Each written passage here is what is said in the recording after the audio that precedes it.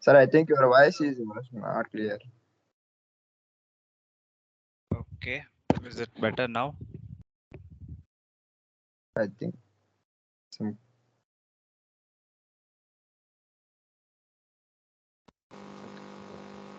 I can hear you clearly, Mr. Akash. Okay, thank you, Felix.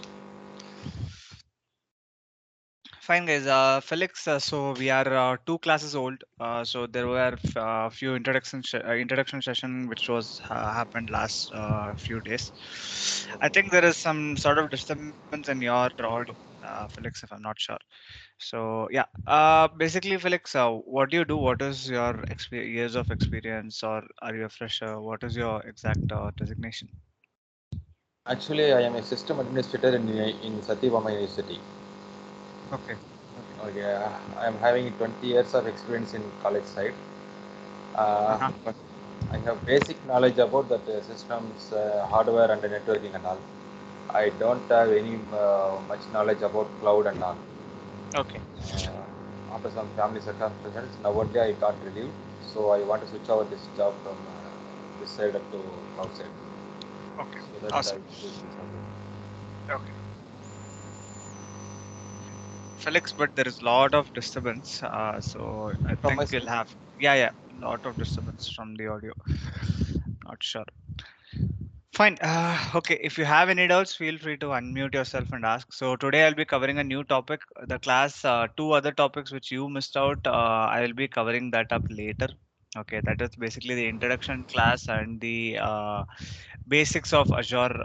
What exactly is Azure and stuff. Okay, I'll be covering that.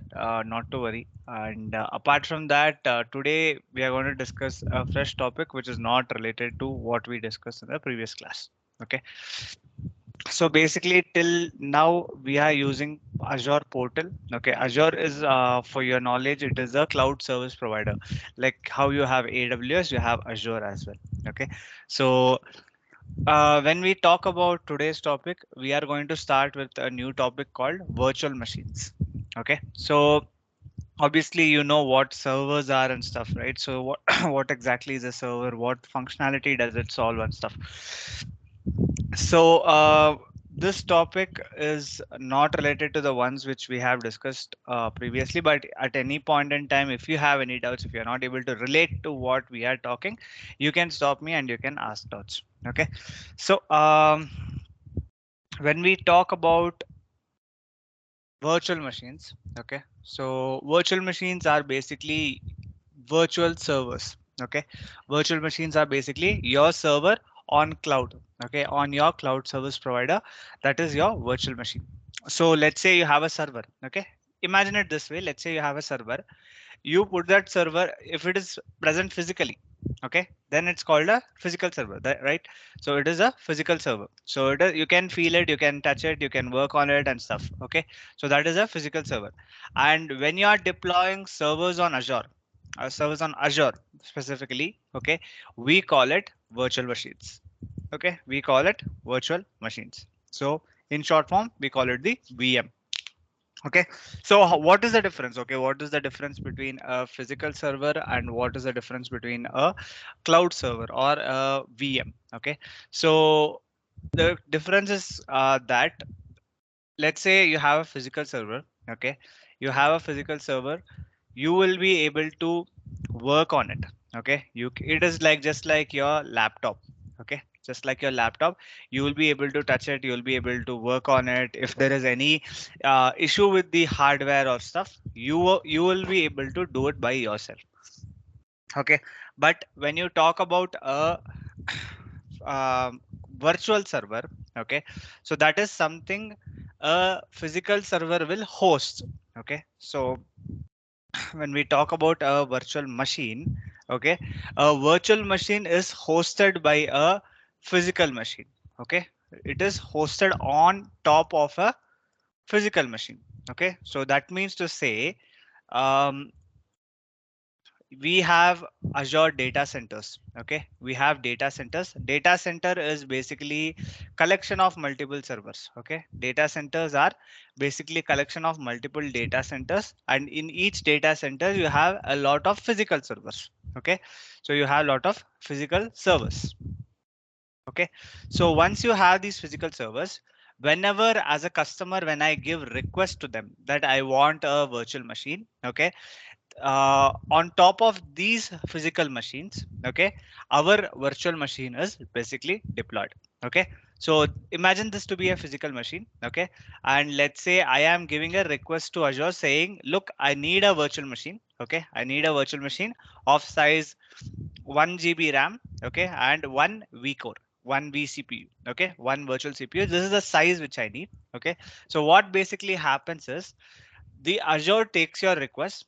It creates a virtual server. Okay, it creates a virtual server on top of a physical server. So basically, who is hosting your server?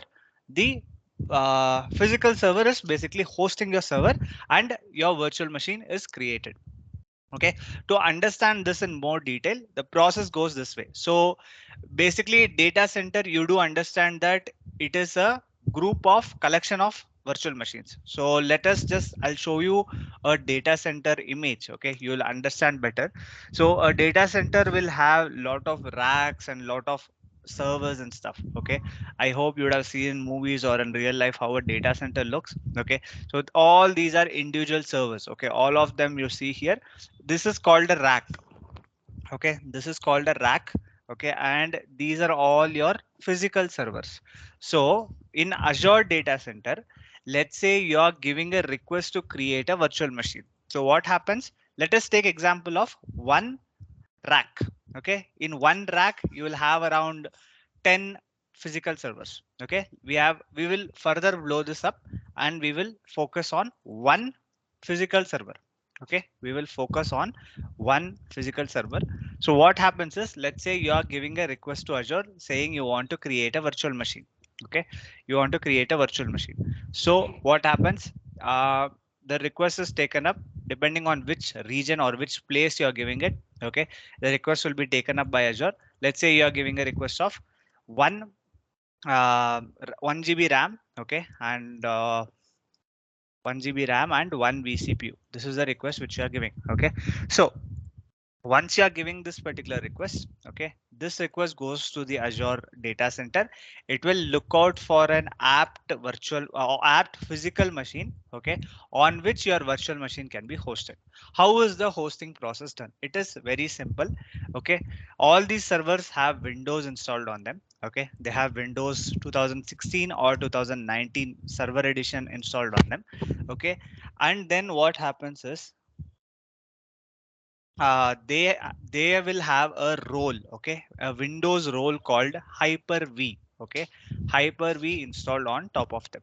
What exactly will this Hyper-V do is, Hyper-V is basically, when you talk about Hyper-V, Hyper-V is basically a virtualization tool. Okay, virtualization tool. It is a virtualization tool which will facilitate you to create virtual servers. In the market, there are many other virtualization tools. Okay, for example, VMware is one of the virtualization tool.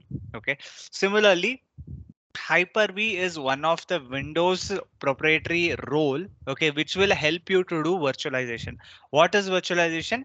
Ability to create virtual servers using the physical server. Okay, that is the concept of virtualization, and the whole concept of cloud works on virtualization.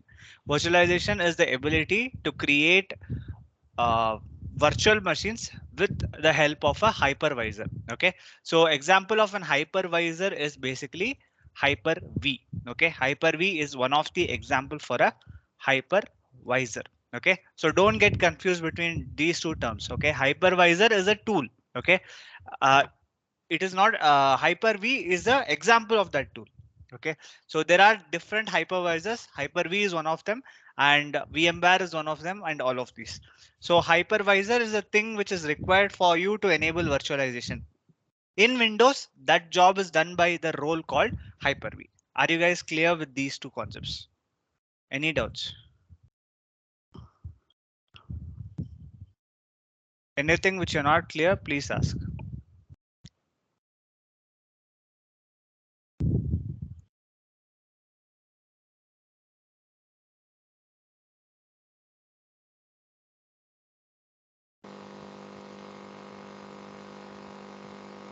I have a doubt. Yeah, Felix. Yeah. In the place of Hyper-V, we Mhm. can use some other tool as a hypervisor, no? Am I right? Correct. Correct. Correct. Okay, that's But all. in Azure, it is compulsorily Hyper-V which is being used. For us, outside of that world, we can use. But in Azure, Hyper-V is the thing which is being used. Okay, okay. Okay.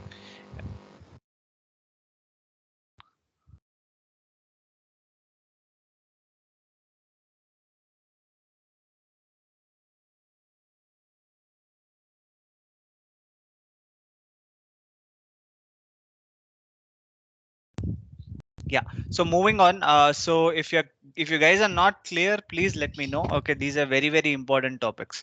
Okay, and after the role is installed, okay, we can have a physical server host the virtual server. Okay, so basically what will happen is this particular request which I've given will come and sit on top of this particular physical server. Okay, so this is my host, this is my guest. Okay, so this is how a virtual machine is deployed on Azure. Okay, so what happens is you will give the request is given by you. Now we will see how that request takes place. Okay, but before that, the concept behind that, okay, this is not taught anywhere. Okay, you can just I mean, yeah, it's very simple to create it from here. Okay, but you should know that what happens in the backend. Okay, what exactly happens in the backend and how a virtual machine is created. Okay, it's not something like you just click on these buttons and it will just go create. Okay, what happens in the backend? This is what it happens. There is a physical server. You have Windows 2016 or 19, you have a role called Hyper-V, which will facilitate you to create a virtual machine. Okay, and then based on that, you will create. Now, one more thing which I forgot is the physical server. Okay, the capacity of the physical server will be very huge. Okay, let's say a server. Okay, I'm just giving you an example, not the exact amount. So 1 TB, right? It'll have a RAM of 1 TB and it will have very good processor. Okay, I'm not sure of the exact specification, but it will have very good amount of processor. So whatever supply which goes to your virtual machine will be taken by your host machine. So your host machine is going to provide the compute capabilities. That means whatever is going to be the configuration, let's say if it is 1 GB of RAM, it is taken from here only. It is going to take the capacity from the host. Okay, now let's say you're creating another machine. Okay, let's say you're creating another machine which is having around 16 GB of RAM. Okay, 16 GB of RAM and 32 vCPUs. Okay, let's say you're creating another one which is around 16 GB of RAM and 32 vCPUs. That capacity is also being taken from here. Okay, that is also taken from here. So this is the reason why we have a physical server. Physical server is going to basically give the virtual machine the required computing capabilities like the RAM, vCPUs, everything is provided from the physical machine. Okay, so that is how a virtual machine is going to work. Okay, so I can give you a very small task which you can try out. Okay, so that is called nested virtualization. Okay, be very clear what exactly you need to do. Okay, this is called nested virtualization.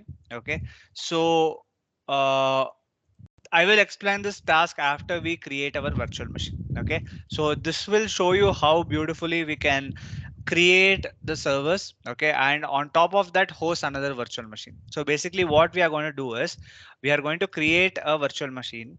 Sorry. Okay, we are going to create a virtual machine.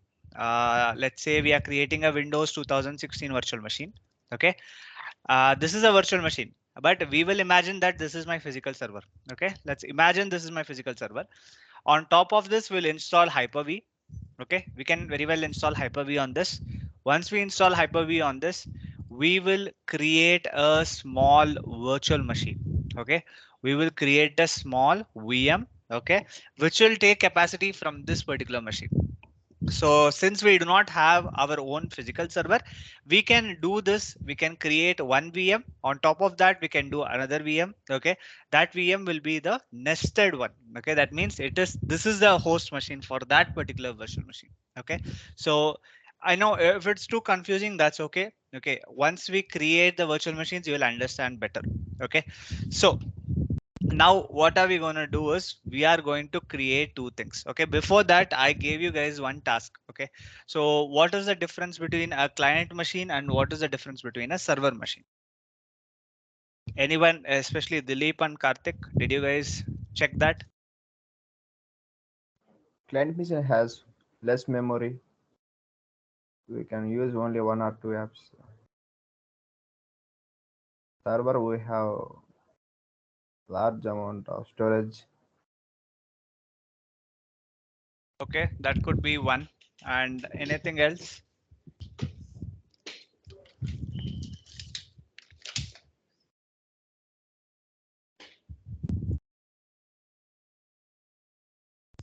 Anything else? Any other differences? That server wise, it's a given especially one server. It is that OS is run on that server, and client OS is that it's various device like a computer, laptop, and desktop that run that client OS, which is a request to server for service. Okay, this was answered by Karthik. Okay, fine. Felix, yeah, please. Yeah, and the to and fro messages and communications can be controlled by server. Okay. And In client, can we not do it? we can do. And Okay. if we are through policy issues, through group policies and all, if we control, they cannot be done. From Okay. server itself, we can control. Okay. So The bandwidth also, the communication bandwidth also, we can control from the server. okay, awesome.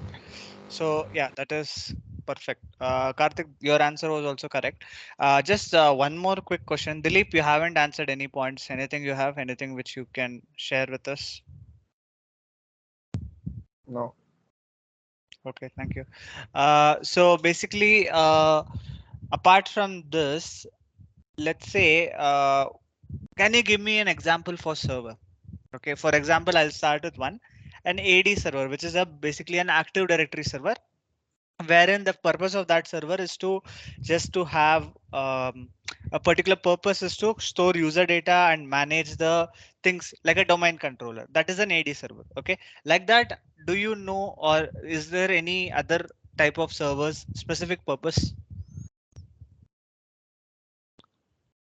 Yeah, Felix, if you have, or yeah, Karthik, Dilip. Windows Exchange server. Exchange server. Okay, perfect. Karthik, And file server. file server. Perfect. Dilip.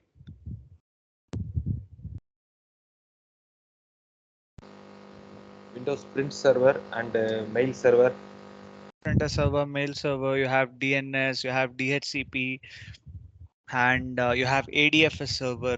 Okay, all these are examples of a server. Okay, so there is a particular purpose for them. Okay, and these will be serving something to you. Okay, be it user details or be it authentication, single sign-on, printing, anything. Okay, a service is provided to you. Okay, so these servers are responsible for that.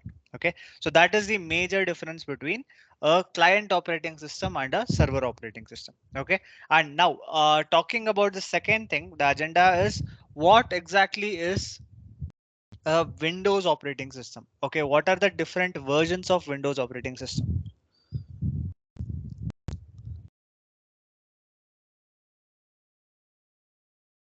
Okay, if you know the answer, you can unmute and answer. It's basically Windows 2003 server. It's the first server is a Windows NT. And then 2003 server, then Windows 2008, then Windows 2012, then Windows 2016 server, and Windows 2019 server. Okay, okay. And when you talk about the client OS of Windows, what are the different versions available? Client OS nowadays we are using Windows 10 and 7, Windows 7, Windows 8, and Windows 11 also launched. Okay. And earlier we were using XP, Vista, and stuff, Yeah, and yeah, we Windows now it is 95. yeah 90. Yeah, correct. So all these are your client operating system.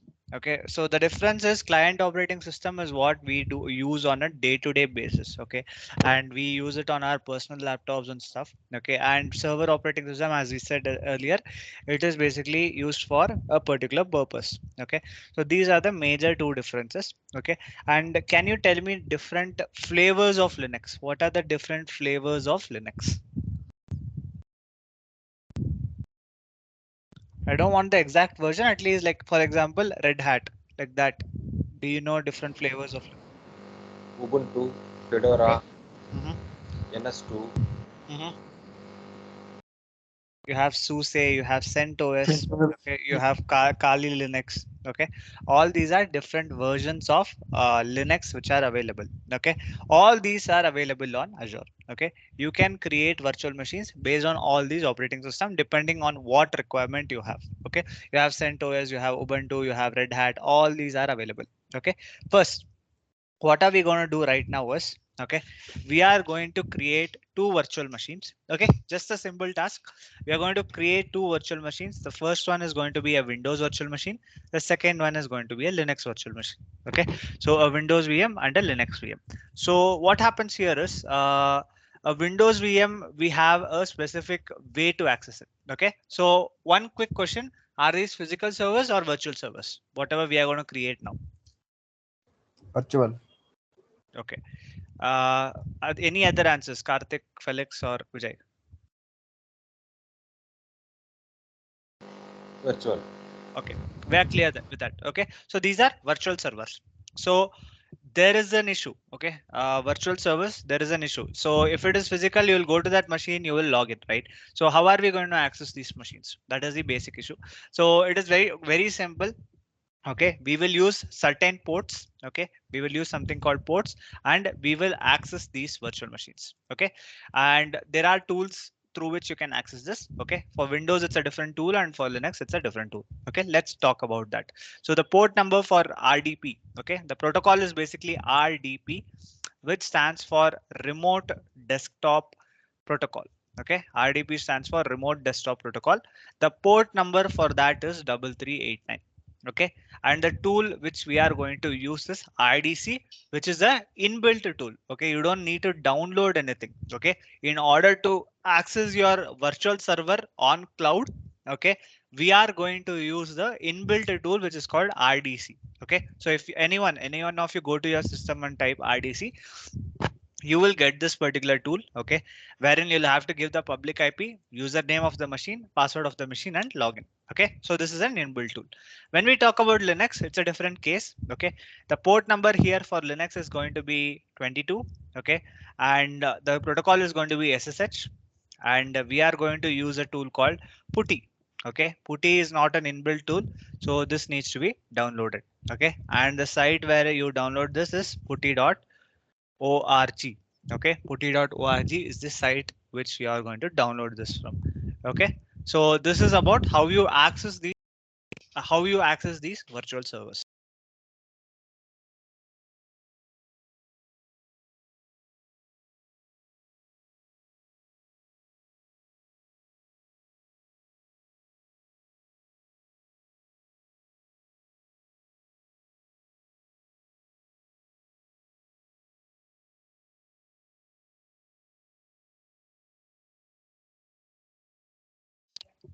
Okay, now what we are going to do is, we are going to first create a Windows virtual machine. Okay, just a simple virtual machine, nothing to worry. Okay, just go ahead and create it. Okay, so virtual machines, click on create.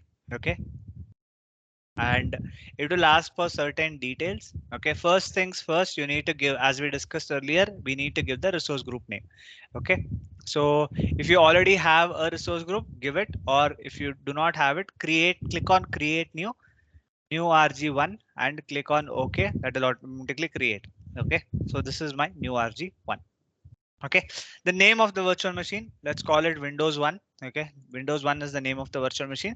The region where I want to deploy this particular resource, a region is basically a place. Okay, place I want to deploy this particular resource. Depending on what your customer requirement is, you can deploy that.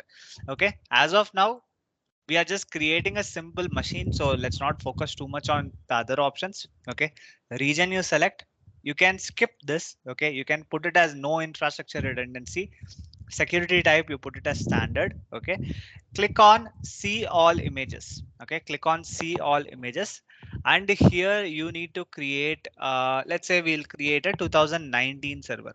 Okay, so I am going to create a Windows Server 2019 data center Gen 1. Okay, that is what I'm going to create. So what I did, I clicked on see all image. I went here and I clicked on the one which I need. Okay, so that is basically um, Windows Server. Windows Server 2019 x64 Gen 1. Okay, I select that and I have it. Okay, as of now, other options, let's just keep it as it is. Okay, the size of the virtual machine, what exactly is the size which we are going to create? So since we are in part of the free trial, okay, what we can create is our very small servers. Okay, so I am creating one server with 1 BCPU and 1 GB of RAM. Okay, so the next thing is username. Give it a friendly username and password which you can remember, so that you need to log in with that. Okay, so we are giving a username and a password. Okay, and rest all things just let it stay as it is. Here you are seeing that inbound port, which is RDP, which is going to be on the port number 3389. Okay, click on next. Okay, this is basically your disk. Okay, and keep clicking next. As of now, you'll understand as a course progresses, you'll understand what exactly these terms are. Okay, just click on next again. Go to management, go to advanced. Okay, go to tags. Okay, and review. So just you need to give the OS type, username, password, VM name, resource group. Other all things will stay as it is. Okay, you don't need to do anything apart from that. Okay, so it will say the validation passed. Okay, then click on create. Okay, so a very simple concept which you need to understand here. It's a very famous interview question for freshers as well. So what gets created when you create VM? Okay, when you create a VM. Okay, so what are the components which get created? Okay, you can see all the components here. I'll list it down one by one.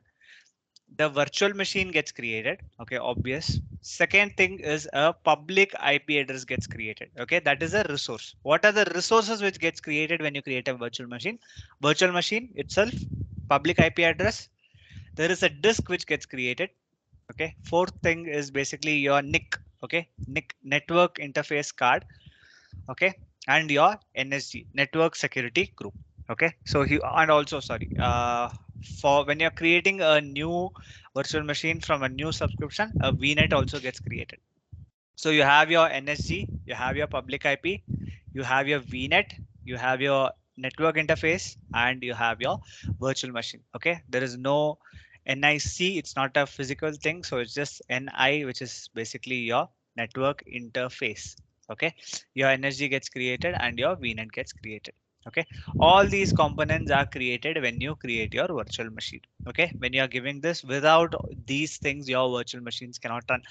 Public IP is something which is optional. Okay, without public IP also your virtual machine will run. Without disk it is not possible. Without a network interface card it's not possible. NSG it's not possible, and a VNet it's not possible. Only thing which is optional here is your public IP address. You can run with it or without it. Okay, so once you have given the request, you can see the deployment workflow, how it is happening and stuff. Okay, so these are the things. All is done. Okay, your deployment is complete. Once the deployment is complete, you will have to click on go to resource.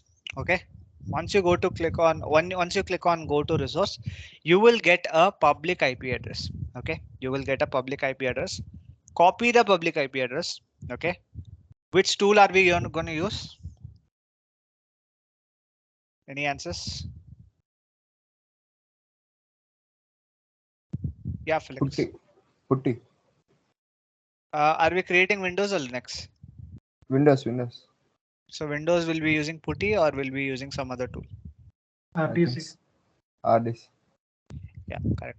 So we are going to use a tool called RDC. RDC, Remote Desktop Connection.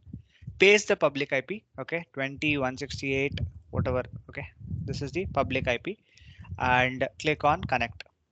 Okay, you will get a username and password prompt. Okay, so whatever you gave in the earlier screen, okay, whatever the username and password you gave it in the earlier screen, give that details, click on yes.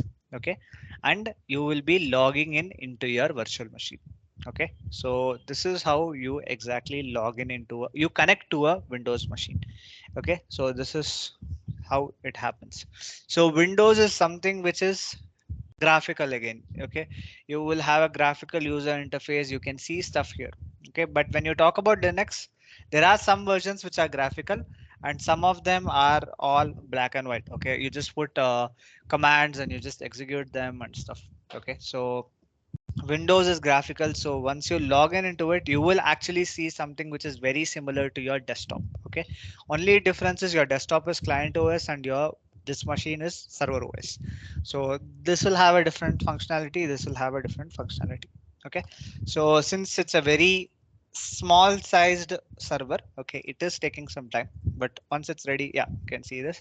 So this is my server. Okay, I will show you quickly what are the things which I have here. Go to File Explorer. That will be my C drive.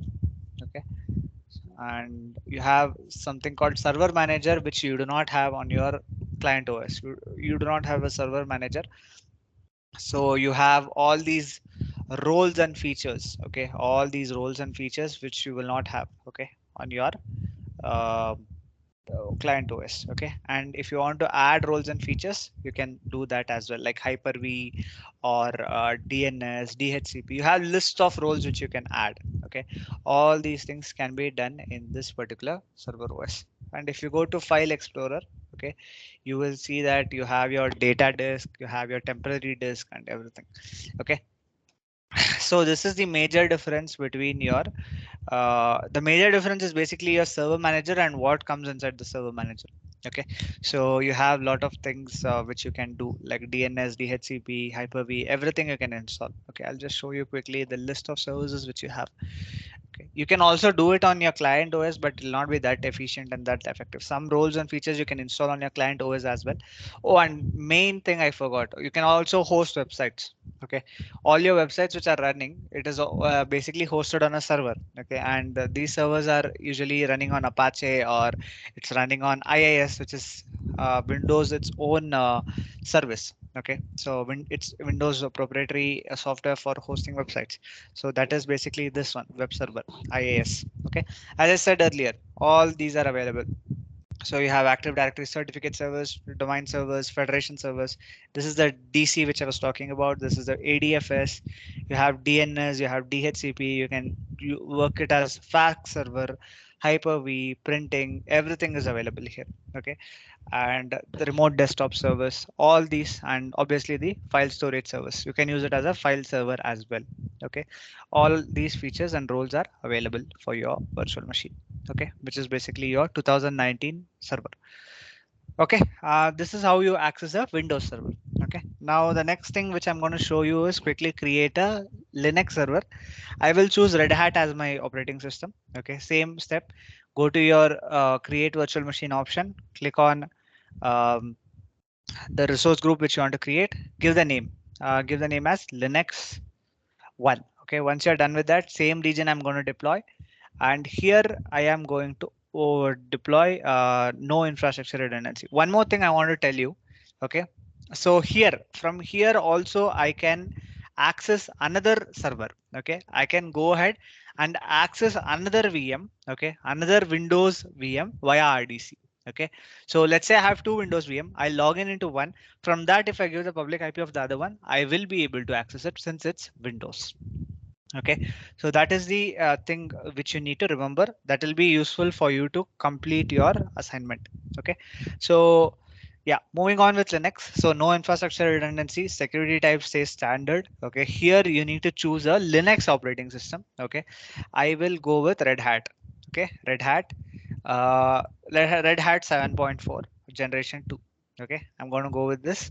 Here I am going to use a password. I'm not going to use a SSH public key. I'm going to use a password. Okay, so username and password is given. The port you can see it is port 22. Okay, go to disks, nothing to do here. Networking, advanced management tags. Okay, just go directly to the final page, which is review and create. Okay, so once that is done, click on create and same steps will be repeated again. There will be a disk which will be created. There will be a public IP which will be created. Network interface card, NSG, VNet, everything will be created again. Okay, so this is how the process is same. Okay, OS, what happens inside, that is our headache, but the process for when what happens when a VM is created is same for both Windows and Linux. But how are we going to access it? We are going to use a tool called Putty. Okay, I already have it in my system. Okay, you go to this website, click on download Putty, choose whichever you want. Okay, if it's 64-bit, choose this. If it's 64-bit ARM, choose this. Usually it'll be this. So choose this particular MSI, click on install, and it'll automatically install. Okay, so that is how you download the Putty, and I will share this particular link with you guys. Okay, so that it is helpful for you guys to download. And yeah, so done. You're done with this. Once the deployment is done, I will show you how to log in into this particular virtual machine.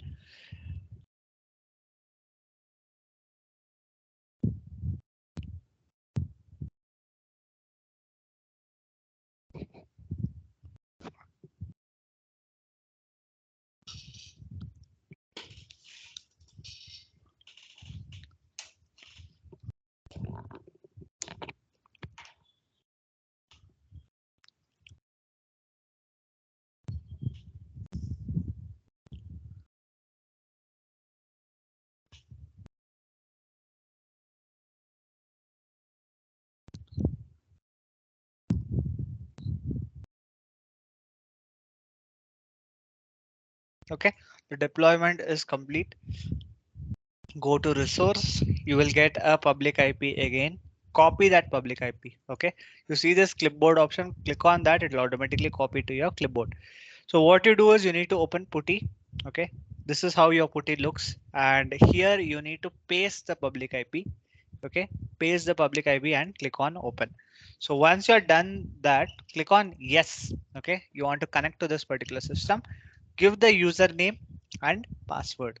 Okay, so give the username and password and you will be able to access your Linux virtual machine. Okay, so here you cannot do much if you do not have commands and you do not have stuff. So let me show you basic commands like who am I. Okay, so what is the user you're logged in into, and host name is one command if I'm not wrong. Host name. Okay, what is the host name of the virtual machine? And if you want to switch to root user, you can put sudo hyphen I. Okay, and if you want to create a new user, user add test. Okay, and if you want to change password for your user, just give the password and stuff. All these things you can do with your Linux virtual machine. Okay, these are the basic things. If you want to view your directory, you can give ls command or ls minus al. Okay, wherein you are seeing which folder you are currently in. Okay, and pwd is your present working directory. So if you do a cd double dot and do ls, you will see all the basic directories. This is like your my computer. Okay, so if I do a pwd, I am in slash here. Okay, and if I was earlier here, I did a cd double dot, I came one directory back. Okay, so what happens is I am currently in the home directory. Okay, so wherein I can see all the folders or all the directories present. Okay, and probably I can go to another directory. Let's say I want to go to bin, cd space the directory name bin. Okay, now if I do a pwd, I am here. Okay, slash bin. So this is all how, I mean, this is how you work on Linux. Okay, just you don't need to know all this as of now, since our focus is on Azure. Just showing you stuff so that you can imply as well when you do it. Okay, so these are basics. So the basic first command is pwd. which will show you your present working directory. PW stands for present working directory, and you show ls. Ls means what is there in that particular directory. What are the folders which are there? This has so many folders. Okay, and if you do a cd double dot, you will come back to one folder behind. Okay, you'll come back to one directory behind, and you do ls again, you will see all this bin boot and all of these. This is like your home directory. Okay, and if you want to go to another directory from here, okay, let's say you want to go to media. Okay, so you type in cd space the name of the directory and you will go to that. Do an ls, you will be able to see the files which are present. So if it is empty, do a ls minus al so that at least you can know that it is empty. Okay, you'll see the hidden folders and stuff. So ls minus al says that show hidden folders. So this particular directory is currently empty. So when you do not have an output for ls, that means that the directory is empty. Okay, and I'll go back to home again and I'll show you some other directory. I'll show you root. Root was empty. Sorry, let's go to var. Cd var. Okay, this is where usually your logs and all will be stored. Okay, so I'll do an ls here. Okay, and here I can see all these logs. Okay, account adm cache crash, all these are present here. Okay, I'll cd again into log. From here I'm going to another directory which is here, which is log. Okay, I'm going here. So let's see, let's do a ls here again and we should be able to see stuff. Okay, we have logs related to Azure virtual machine as well and all the other logs. Okay, so this is how you access, this is how you work on your Linux machine. Okay, you put on clear, everything will be cleared, your screen will be empty. Okay, and one more command is history, so you can just see what all commands you used. Okay, so I will just paste this for you. If you want to work on this, you can pretty much take this and you can work while you are accessing your virtual machine. Okay, so this is with respect to how you access your Linux servers. Any doubts, any questions?